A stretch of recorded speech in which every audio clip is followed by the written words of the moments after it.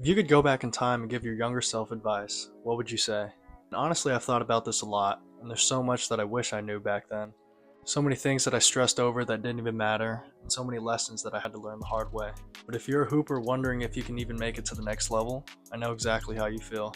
So if I could sit down with my younger self just for 5 minutes, this is what I'd say. But to understand where I'm coming from, here's a bit of my story.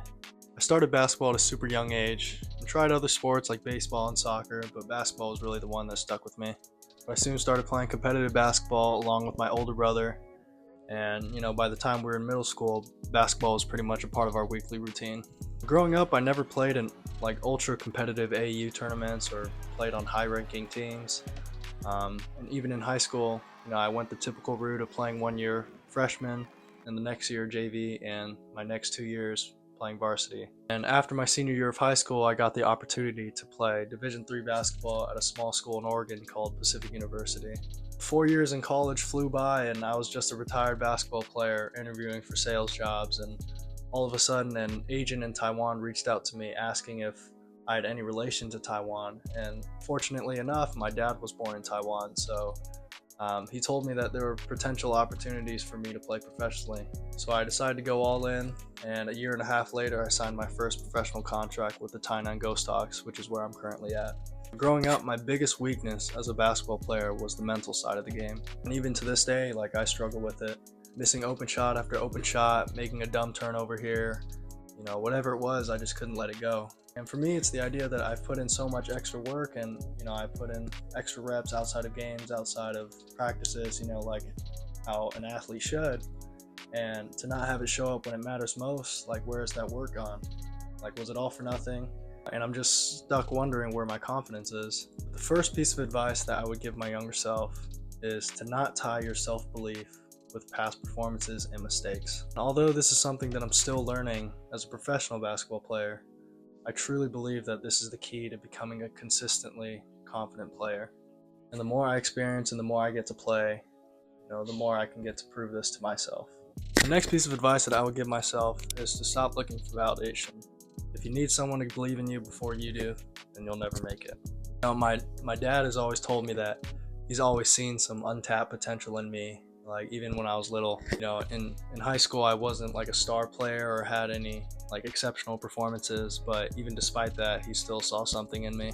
So he encouraged me to play more, and that's one of the main reasons why I decided to try and play college basketball.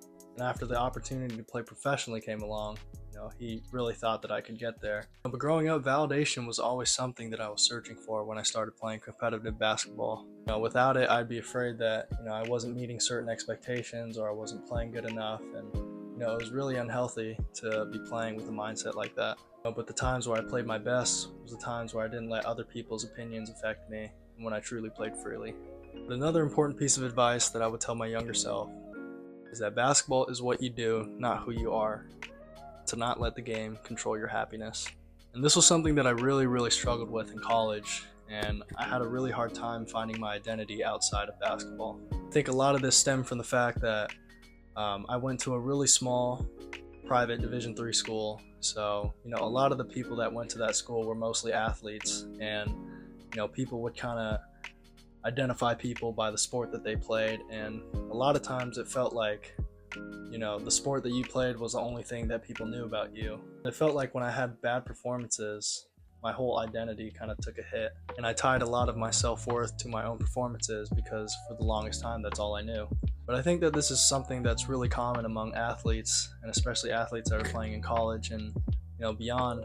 But it's really hard to find your identity outside of the sport that you've been working so hard for your entire life. But I'm learning that there's so much more to life than just the sport that you play. The relationships that you build outside, the goals that you set outside of sports, and just the importance of personal development and just finding purpose outside of the game. The last piece of advice that I would give my younger self is don't compare your journey to anyone else's. Just because you're doing something different doesn't mean that you're behind. But there's a common saying that comparison is a thief of joy. And there's so much truth to that statement. In college, I felt like I was so behind in life because I was pursuing basketball. And I found myself comparing my journey to a lot of the people that I knew in high school and a lot of my friends and what they were doing. But the reality is, everyone's journey is different and everyone's timing is different. And there's no right or wrong path if you're pursuing something you're truly passionate about. This was something that younger me had yet to understand, and it caused a lot of frustration and self-doubt. But even more so, it caused a lack of gratitude. Oftentimes, I stopped appreciating my journey because I was so focused on someone else's. Never in a million years did I think that professional basketball was in this kid's future. Like, I didn't know that I was truly good enough to play in college, and after college, I thought professional basketball was just a distant dream. Even despite all the setbacks and the hard days and the mistakes, I kept showing up. And I honestly kept trusting the process when I fully didn't understand it. It's a difficult concept to understand, but God has a way of leading you exactly where you need to be, even if you can't see it at the time. So if you're in the middle of the struggle, just know that sometimes the plans that you have for yourself are nothing compared to what's ahead. Keep trusting, keep working, and most importantly, keep your faith.